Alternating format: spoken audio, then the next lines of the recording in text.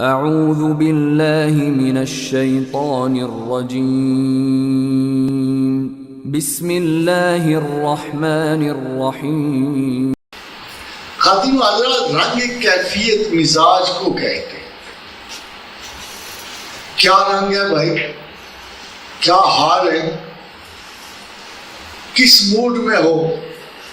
ہر آدمی کسی نہ کسی رنگ میں چل رہا ہوتا ہے۔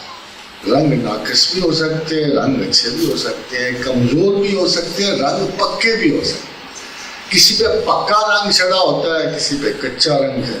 یہ جسے آپ متلون مزاج کہتے ہو نا، یہ رنگوں کے بدلنے کی وجہ سے کہتے ہیں۔ جب رنگ تیزی سے بدلنے شروع ہو جائیں گرگٹ کی طرح، تو ہم کہتے ہیں یہ متلون مزاج ہے، اس کا کوئی رنگ ہی نہیں ہے، اس میں کوئی استقلال نہیں ہے، یہ مستقل نہیں ہے، اس کی کوئی پختگی حال نہیں ہے۔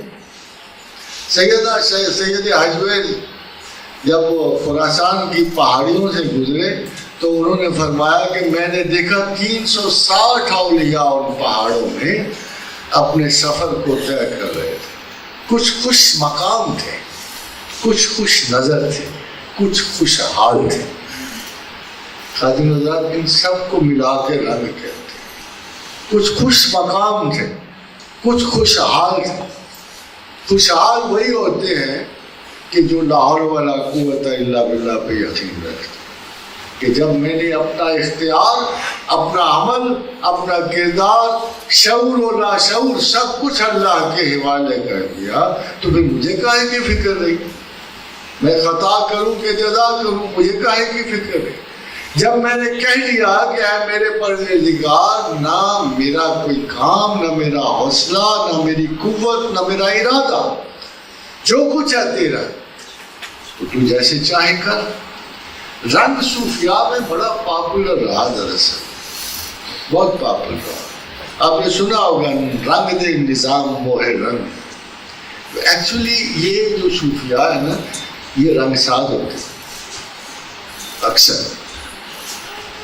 بڑے بڑے کلرفل لوگ ہوتے ہیں، ان کے پاس بڑے کلر ہوتے ہیں۔ رنگ باز نہیں کہتے جیسے ہولی میں رنگ کھیلا جاتا ہے۔ اسی طرح بعض لوگ رنگے جاتے ہیں اور بعض لوگ رنگ لگانے والے ہیں۔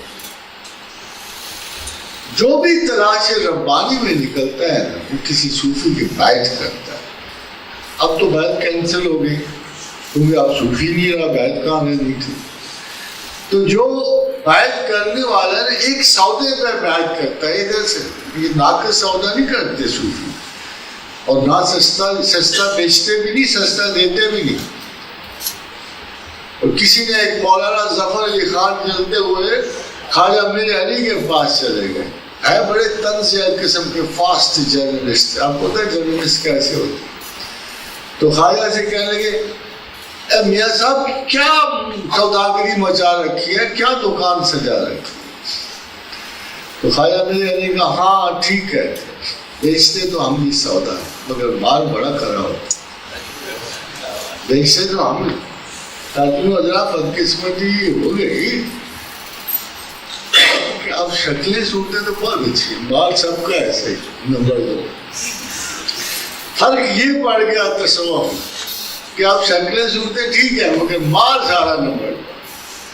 تو یہ ایک سودے بازی ہے۔ جب بیعت کرنے جاتے تو مرشد کہتے تھے کس رنگ میں بیعت کروں اس کو؟ مجھ سے پوچھے تجھے تکلیف کیا ہے خدا کی طرف آنے؟ بس چوائس ہوتا ہے بھائی، تم اس رنگ میں رنگے جانے کی کوشش کرے تو دیوانے ہو، پاگل ہو، کیا چاہ رہے ہو آپ سے؟ کیوں یہ کوشش کر رہے؟ تو اگلے کا جواب، اچھا جی اگلے ہفتے آ جاؤں گا، پھر آ جاؤں گا کبھی، پھر اسی دن ہو جائے۔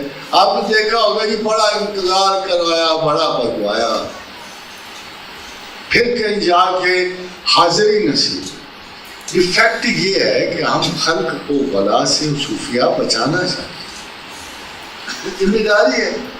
میاں اگر ایسے رنگ میں رنگے گئے تو پھر بنے گا کیا؟ اصل میں بہت سارے رنگ جب زیادہ چڑھ جائے تو جذب پیدا ہو جاتا ہے۔ جب تک استاد بڑا نہ ہو تو رنگ معقول نہیں، ایکسیسو کلرز آ جاتے ہیں۔ جب ایکسیسو کلرز آ جائیں گے بندے گھر بار چھوڑ دیں گے، درختوں کی چھائے کی بجائے پہاڑوں کی چوٹیاں چھوڑیں گے، برفزاروں میں سفر کریں گے، تکلیف دیں گے اپنے آپ کو، پھر کئی سال بعد لوٹیں گے جب شکل و صورت بھی نظر نہیں آئے گی، پھر رنگ ان پہ نمایاں ہوگا۔